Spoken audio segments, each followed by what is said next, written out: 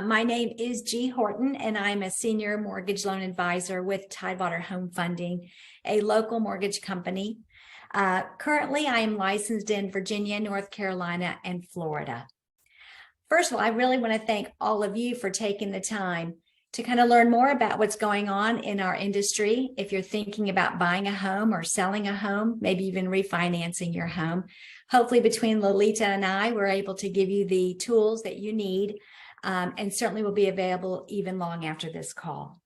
A big thank you to TC and Gethsemane Church, Kim Curtis, Allie Klein, and of course, Lolita. So I'm excited to hear what she has to say. So I love the theme, date the rate, marry the house, which really has been our theme.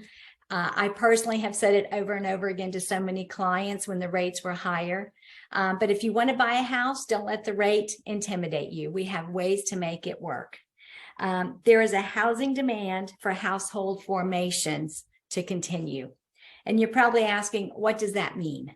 So for an example is you have a grown child who's ready to leave the nest, and now he's ready to buy his own home or rent, but now he's formating a family formation.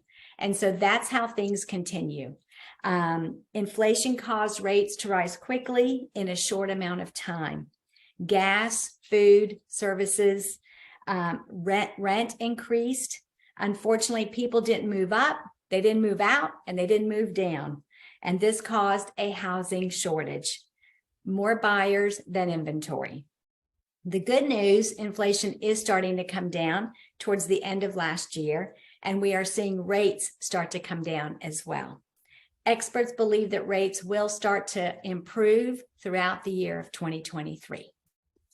So let's explore what makes up a rate. We're going to talk about the pre-approval, your credit, loan programs, down payment options, and seller pre-approval. I always find it interesting when somebody will say to me, my neighbor got this rate. How come I can't get that rate? And the reason is a lot of factors go into it. You may have different loan programs, credit score, down payment, lots of different things make up that rate. So hopefully I can share a little bit more with that. On the pre-approval process, next slide, Allie. It is so important for all applicants to complete the loan application. With this loan application, we are asking for permission to pull your credit, to verify your work history, residency, and of course, your assets. On credit, on the full application, you're going to disclose if you're paying alimony or child support, if there's been any derogatory issues, such as maybe a bankruptcy or a foreclosure. Because those things have happened does not mean that you can never own a home again. We'll also want to determine if you're a first-time home buyer. A first-time home buyer means that you have not owned a home in the last 3 years. So if you owned a home 5 years ago, 10 years ago, you can still qualify for some of those benefits as a first-time home buyer. Credit. We pull your credit, and I always like the saying, past behavior dictates future behavior. So we want to see what your credit pattern looks like. There are minimum credit standards when applying for a mortgage, and we do our best, if you are not there, to offer you guidance on how you can get there. So it may be you're not ready now, but we are going to work hard to get you there. Those are the best success stories, and I could share many, many with you. The credit will also determine what kind of loan program that you have. There is also people with excellent credit are going to have a higher rate than people with a lower credit score are going to have a higher rate. Excuse me. If you have an excellent credit score, you're going to have a low rate. If you have a lower credit score, you're going to have a higher rate. It's just a risk to the industry when your credit score could be a little bit on the low side. Non-traditional credit references. So somebody may say, well, I just have a credit card, or I don't believe in that. I pay cash for everything. We can actually use non-traditional credit references. And for example, you pay rent, you pay electricity, you pay your Dominion Power, insurance. We can actually get 12-month history to show that you've made on-time payments with each of those sources. So there are lots of things that we do in order to help you with your credit, and it strengthens your loan. Work history. It's important that you have a 2-year work history. We prefer it to be in the same industry. Somebody who's changing a lot of jobs, it kind of gives us a little bit of a angst about job stability. But as long as you have a 2-year work history, it could be that you're in the same field and you've changed positions, changed companies for a better income, maybe location, whatever that story could be. And we also have to know how you're being paid. Are you a W-2 employee? Are you getting a paycheck? Are you a 1099 where you're just commissioned? Or are you self-employed? So all those factors go into us determining your work history and your income. And the 2-year residency, we kind of have to know where you've been hanging your head for the last 2 years. It's very important for us to determine that. If you've been renting, we want to know, have you been consistent making those monthly payments on time? That's a huge plus for your file. If you've been staying at home, obviously with inflation, people couldn't move out. So if you've been at home and you're not paying any rent, then are you putting money aside into a savings account? So that will also help you. Anytime you're putting money aside or into a 401k, those are great resources and assets to have in your file. And then again, we must verify all assets to close. So any money that's being used to purchase a home, it's imperative and very important that we verify where those funds have come from.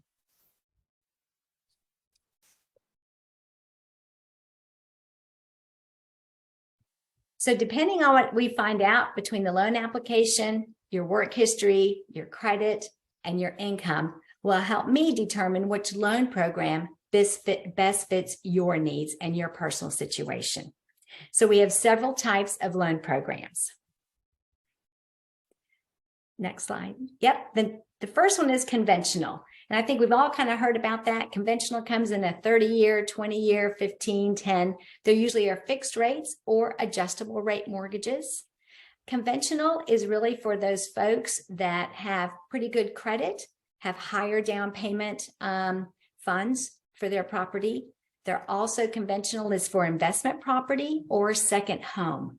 So if you want to look into any of those other avenues, we certainly can help you. And having a good credit score for conventional is much easier to qualify for.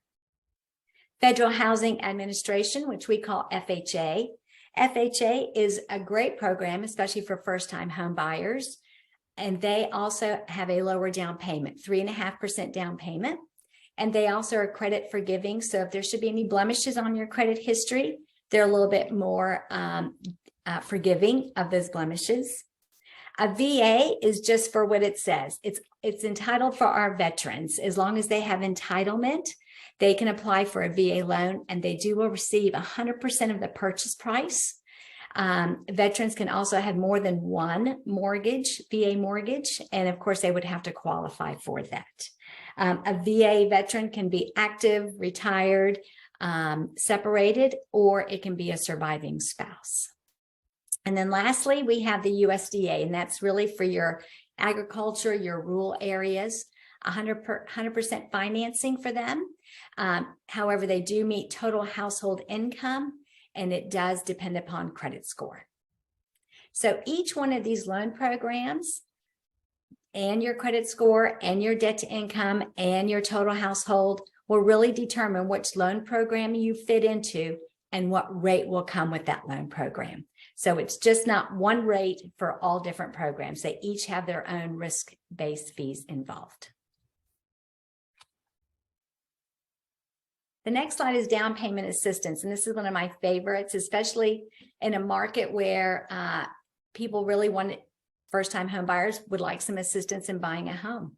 And the government is really focused on helping those people achieve the American dream. And so are we at Tidewater Home Funding. So down payment assistance programs, there are city and down payment assistance. There are government, and Virginia Housing has them. It is dependent upon total household income. So if you have one person who's on the loan, but you have 3 other people living in the household and 2 of the other people work, we need to know how much money is involved with the total household. We don't pull their credit, but we do have to collect documentation to show total household income. And that will determine what you qualify for as down payment assistance. Again, a first-time home buyer is defined as someone who's not owned a home in the last 3 years. Now, this may sound funny to some of you, but a seller pre-approval, like I already own a home, why should I have to get pre-approved? Well, in today's market, it depends, for one, how long have you owned your home? Lending guidelines have changed, and it's really smart for you to decide, is now the time for me to go ahead and move? So again, you would complete the full loan application. Your agent would determine how much money, if you were to sell your home, how much money would you profit?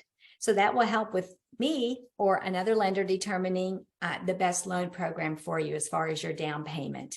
And you may have also had some credit blemishes along the way, and that happens. So we want to make sure that you're not going to sell your home and think you can go buy another home and not be in a position to do that. So we also want to make sure that our sellers are completely educated and they understand the process before giving up their other home. And the great thing is, if you decide to sell and buy, we can actually close both homes within just actually the same day or within a day difference of each other.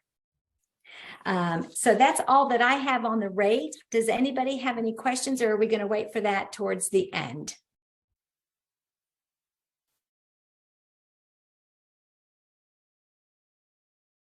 We did have a couple questions in the chat, G. So TC, if you're okay with it, should we ask a couple questions, give a little tease until after in the formal Q&A? I think we're tracking good on time. So yeah, let's hear a couple of the questions. All right, G. Okay. So Andrea asks, what documents do you need if you're self-employed, and how do you claim rental history for an FHA loan? Okay, excellent questions. If you are self-employed, we must have 2 years tax returns that you have filed. And depending on when you are purchasing your home, sometimes that will also include a profit and loss for year to date. So we take 2 years work history, current what you've done, and that's how we determine your income. Awesome. And then for FHA, and then also if you have rental income, we also are going to look at your Schedule E in your tax returns. And that is also going to help us to determine the income that you have receiving for that rental income. And if you have positive income, then we can ignore that mortgage payment that you have, and that does not go towards your debt to income. Speaking of income and debt, she also asked, what is the income, DTI, and credit limits to qualify for a VA loan? Okay, so that depends. Some VA loans, the minimum credit score for a VA loan is a 580. That does require a manual underwrite, which means that we have to get all of your documents ahead of time, your income, your tax returns, your pay stubs, bank accounts, everything that we would need for a regular file. If the credit score is between 580 and 620, the underwriter reviews it and then offers its decision. If your credit score is above 620, we still collect all of that, but you don't have to have an underwriter review that ahead of time. And the debt to income, depending on some instances, could go as high as 50% for a VA loan. Thanks, G. And I'm going to ask the other question in the chat before we hand that virtual stage over to Lolita. Lynette asks, are there any programs available for people on SSDI? Yes. Actually, all programs are available, unless you're not a veteran, but FHA, as long as we can show that that's continued, and it still will continue, we certainly can count it. Awesome. Well, thank you, G. So guys, if you still have more questions for G, feel free to put it in the chat. To make sure we give enough time, Lolita, we're going to go ahead and transition speakers, but we'll have a Q&A following her presentation too. So Lolita, without any further ado, here you come. Oh, and you're on mute. Can you hear me now? Can you hear me? Yes, we can. Okay. Good evening, everyone. Thank you so much for taking the time to join us tonight. I look forward to giving you some tips and some information for buyers and sellers alike. And I will begin focusing on the buyer side, and then I will transition to sellers. And then I have a few tips for both buyers and sellers. So thinking about when you want to buy a home, I want to point out, first of all, some of the comparisons of renting versus owning. If you're renting, especially if you're in an apartment, then you have someone else that determines when you move. You can't do any fixtures or, fix the place up in a way like wild, crazy painting, because you have to transition the property back the way it was. You don't get that tax write-off if you were owning the home. And there's also, if you're, let's say, renting a property or a house, you have that invasion of privacy. They can come in at any time, of course, with notice, but you still have that invasion of privacy. Wherein if we look at owning a home, you do have the privacy because it is private property. You can do what you want. You're not making someone else rich by paying them, residual income and helping them to get tax write-offs. You can get your own tax write-off on the mortgage interest.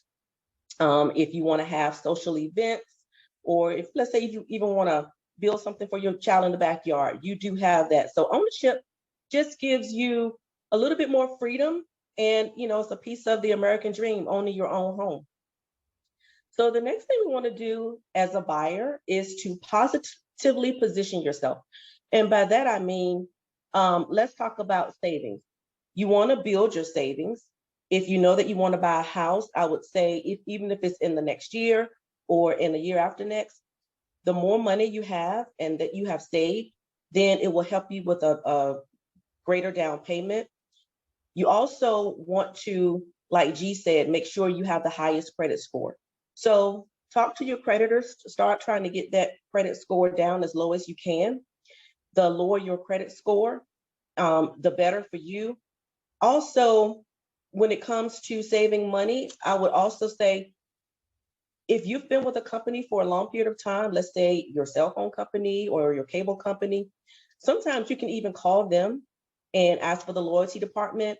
And just because you have been with them for a long time, you can get credit, or sometimes if they have a price hike, they will, and this has happened to me, they will keep your price at the same rate or sometimes even lower. So those are some things that you can do to keep those extra dollars in your pocket rather than having to, give money to other people. You also want to pay off your debt. The best scenario when you're buying a house is to have lower debt and higher income. So that's your debt to income ratio. So the lower your debt, the better position it puts you in to buy a house. The next thing we want to do is connect with the realtor for your protection. And the reason why I say for your protection, when you're purchasing a home, there are so many forms that you have to navigate. And I just wouldn't recommend that you go it alone. Realtors have many sources that just aren't available to the general public. Realtors can help to interpret the documents, to help you with inspections, to set up appraisals. I can interpret the consumer disclosures, the warranties, the insurance. It's just a whole host of things, even accompanying the buyer at walkthrough. You have a trained, licensed, knowledgeable professional that is there to walk you through the process. Another reason to use a realtor is because, especially when we're in a market where the homes are going quickly, realtors can set it up so that as soon as a house hits the market that meets your specifications, then you can receive an email or notification so we can get to that house right away, so that hopefully it gives you more leverage to hopefully, get the house that you're looking for. And then another important point for using a realtor, my final point, is when it comes to commissions, the seller pays the commission, not the buyer. So not using a realtor is not saving you money, because you don't have to pay the commission. Now, once you purchase the house and you become the seller, you do have to pay commission. So I would recommend, while you're the buyer, use that to your advantage, where you're causing the realtor to be paid, but it's not coming out of your pocket. The next thing I would like to talk about is the market determines the price. The market can be a buyer's market or it can be a seller's market. Now, the market that we're in right now is a seller's market. I'm sure you all remember, and if you don't, when COVID hit, 2020, 2021, the housing industry just boomed, and it was an extreme seller's market, not just a seller's market, but it was an extreme seller's market like we hadn't had in many years. The market has kind of calmed down now, but we're still in the seller's market, and we're going to be in a seller's market for a while because the market is based off of supply and demand. It's based off the rate at the time. And a third thing that the market is based off of is also generational. You know, we have a whole, thousands of millennials, even in the area, who are going to be coming up now to buy houses. So when the market determines the price, because when the demand exceeds the supply, then it is a seller's market and the seller has the advantage. So as a buyer, if you're in a seller's market and the seller has the advantage, then you have to understand that you could be in competition. So let's say you have a house that you really like, it meets a lot of the things on your checklist, then I would say that's not the time to go in and to offer very low, to look for a bunch of incentives, because sellers, bottom line, they are going to accept the contract that is going to keep the most money in their pocket. So knowing the market that you're in, talking with your realtor, helps you to be strategic and putting yourself in the best position to try to get that house that you have, hit the pavement, walking, driving, and taking off work sometimes to go and see. When we're in a buyer's market, then the purchaser or the buyer has the advantage. The prices tend to be a little bit lower and you have more inventory on the market. So there's a higher supply, less buyers demanding to purchase them. So the leverage to request incentives and negotiate is a little bit better for the buyer, whether you're looking for closing cost assistance, you may want them to throw in a home warranty. So just knowing the market that you're in, it helps you to be strategic. The next thing that I would recommend for buyers is to purchase within your means. By that, I mean, let's say you get pre-approved for $300,000 to purchase a home. And your lender tells you what that monthly payment will be if you bought a house totaling $300,000. That amount may put you at a stretch, even though you've been pre-approved, you have the income. But if all you're doing is living to pay a house payment every month, then you're house poor. You don't want to be house poor. You want to be able to pay your mortgage, maybe go out to dinner, go to the golf course, get your nails done. So that's why I say purchase within your means, so you won't, have buyer's remorse or feel like, I shouldn't have bought this house. Next thing is, when it comes to buyers, is your flexibility. Flexibility, especially when it comes to buying your first home. Generally, you're not going to get 100% of what you're looking for in a house.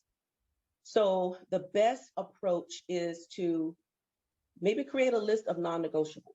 Now, non-negotiables are things that you have to have in the house that you cannot negotiate on.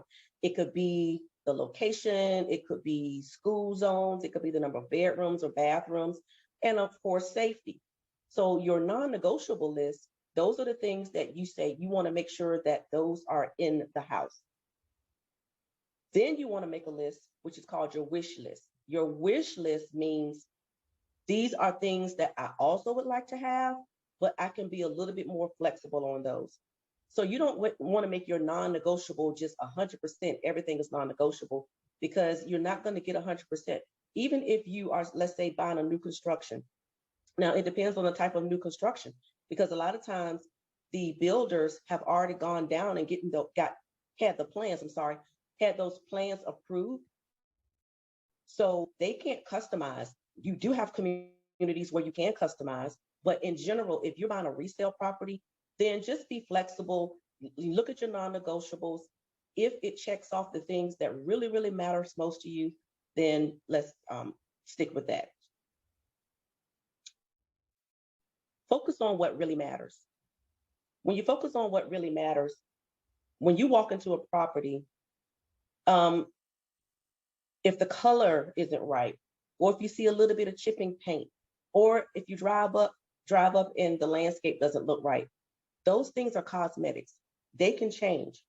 Generally, when we purchase our house, we make it our own. We color it the way we want. We kind of give it our feel and our touch.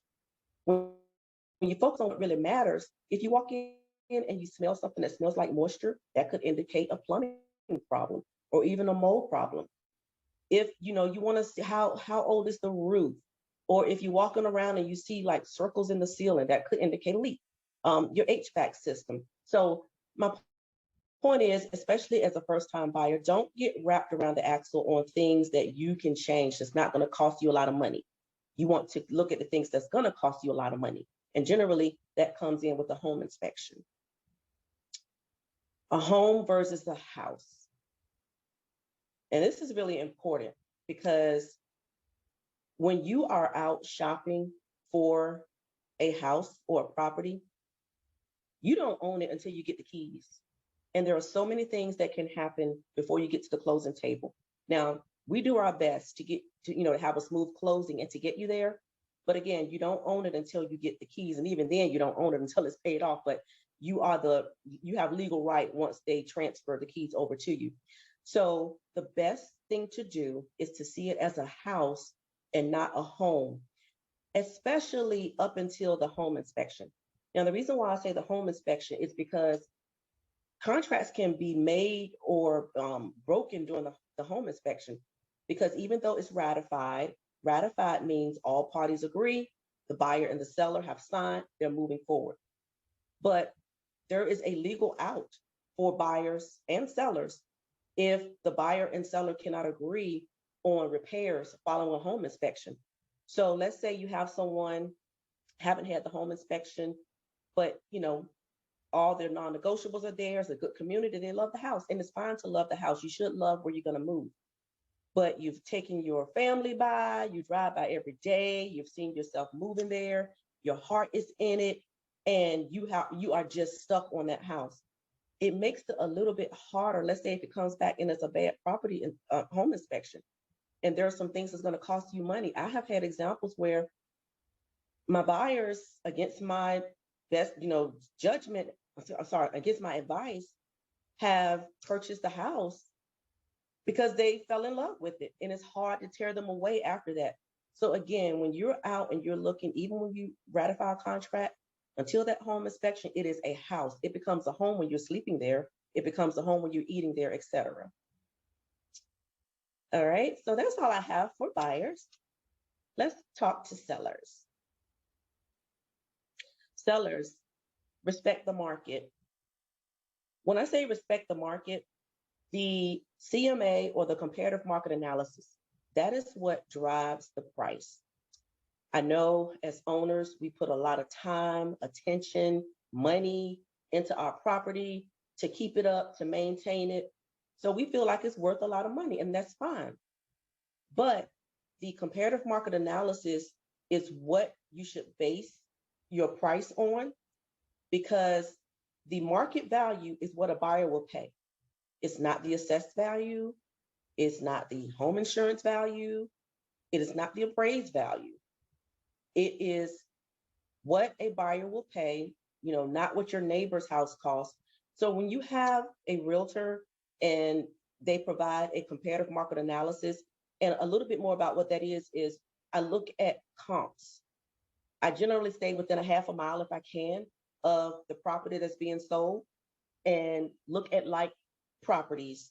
Look at the ones that have closed in the last 60 to 90 days, the ones that are pending, the ones that are active on the market. And it gives us a general feel for this area, what a buyer is willing to pay. So when you are deciding what price you want to list your house as, you have to respect the market. The second thing is to connect with a realtor, because I know that, again, the commission is paid by the seller, but it is better for you to have a realtor, especially Rose & Wamble. We are one of the top real estate companies in the area. Your listing gets lots of exposure. The more eyes, it puts you in a better position to get your house sold. it is marketed. We advise on staging or just giving you tips on what you can do to set your property apart from the other ones, because there's competition. So you want to do all you can to attract buyers to your house, whether it be the price, whether it be the photos, professional photos that are uploaded. All of these things work together to get your house sold and get you to the closing table. So connect with a realtor, use our expertise. We are here, we're trained, we're knowledgeable. We do this every day, so we know how to help you. Let's talk about repairs. If you're going to put your house on the market also, I recommend that you do repairs before you list it. Buyers, even first-time buyers, they are educated. There's so much things now in technology where people can read, or even on TV, you can watch, house hunting shows.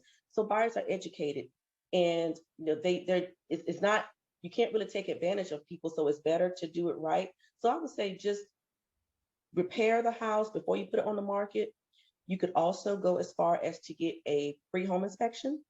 And that means you have a home inspector that comes in. They look at all the functioning parts of your house, whether it be the plumbing, electrical, mechanical, structural, roof, HVAC. They can tell you if there are any issues that you need to fix before you place it on the market. And that way you won't have any surprises. So taking care of your repairs, it will help you in the end, once your house does go on the market, that you can get buyers there and get it sold. Declutter, clean, paint, lighting. All of these things are so important. You don't want to lose a buyer at the curb. Now, the buyers here, of course, I've educated you that if you drive up and the flower bed doesn't look right, you can still go inside. Now, I'm not saying if a house just looks run down and scary to go in, then you do what you feel is best. But you want to not focus on the things that you could fix that don't cost a lot of money. But sellers, when you put your house on the market, let it have some curb appeal. So when buyers come up, your house is saying, come in, I want you to see me. Also, you want to declutter. Declutter doesn't mean you have to take everything out of your house. But when buyers walk into your home, you want them to feel like they can live there. You want to depersonalize. Depersonalize means take down your family photos. You want them to see their family photos, imagine their family photos being there. When buyers walk into a home and they feel like they're invading someone's space, they kind of rush through and they get out. So all of these things work together in getting a buyer inside and helping them to want to purchase the house. You also want to paint. If your house hasn't been painted or the walls are dirty, you'll be surprised how a fresh coat of paint just adds life to the house, and it really helps it to just have a clean feeling. Also, for lighting, you want the brightest lights.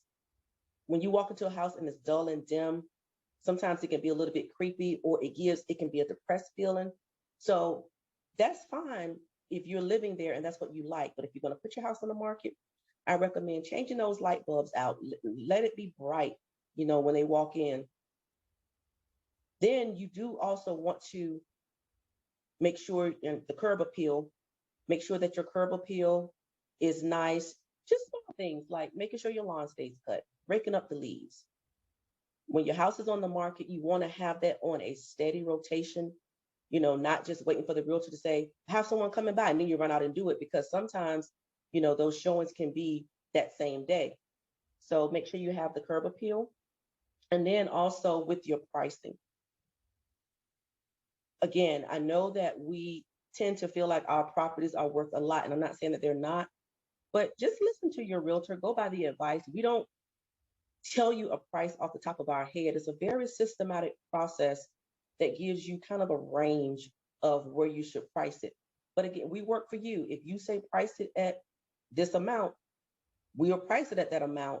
But if a house is overpriced, they tend to sit.